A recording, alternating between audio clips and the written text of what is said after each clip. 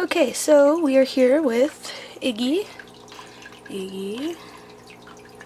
and wherever Dante is, he's up there. You can see him right there. And it is currently feeding time for these guys. So I'm going to show you how I feed them.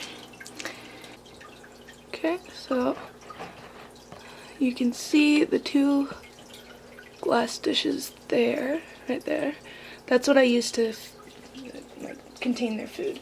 And what I'm feeding them is freeze-dried bloodworms, which you can see in here. Just like there's about half a cube each for them. I started off feeding them freeze-dried stuff, but they didn't like it as much. And I don't like the fact that it floats around on the top.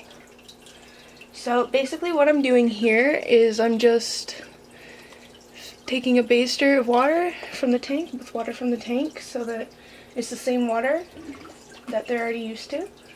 And I'm just putting it in the container with the food to defrost the food because it is frozen.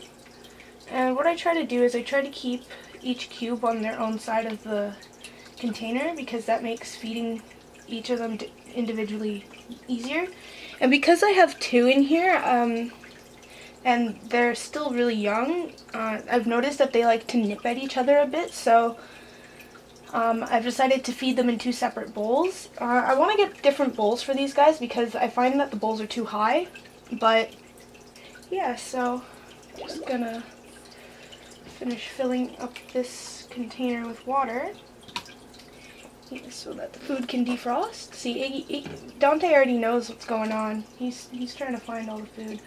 And sometimes I feed them the dry stuff still, and the dry stuff likes to float around on the top of the tank, the stuff that they don't eat. So what I just do is I go in with the baster and I just kind of suck up the food with the baster, and then I just empty it into a container to dispose of it. So yeah, I'm just going to do that now. I just fill up a baster full, like so, and you can see the bloodworms just floating around in there. And what I do is I put it in the water and accidentally squeeze them out. Hope that those go in the bowl when I do this. And I just carefully squeeze them into the bowls, and this eliminates mess. And, well, if you do it right, which I didn't. And whatever water is left in the baster, just squeeze it back into the feeding, like the bowl with the food. And repeat the process until you have gathered all the food up for them.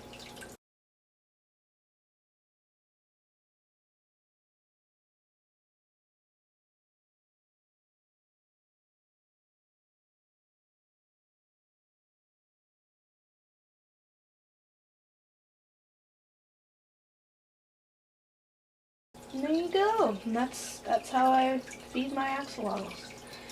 And you'll notice that in the container where you fed them, the color will change, and you'll notice there's still like some floating around in there.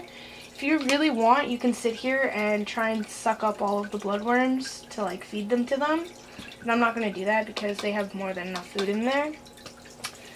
But yeah, it takes them a little bit to find the food usually. Sometimes I have to put them in the food bowls for them to find it. He's pretty good at finding them. Like, he finds them like before Iggy does. But yeah, so that's pretty much it.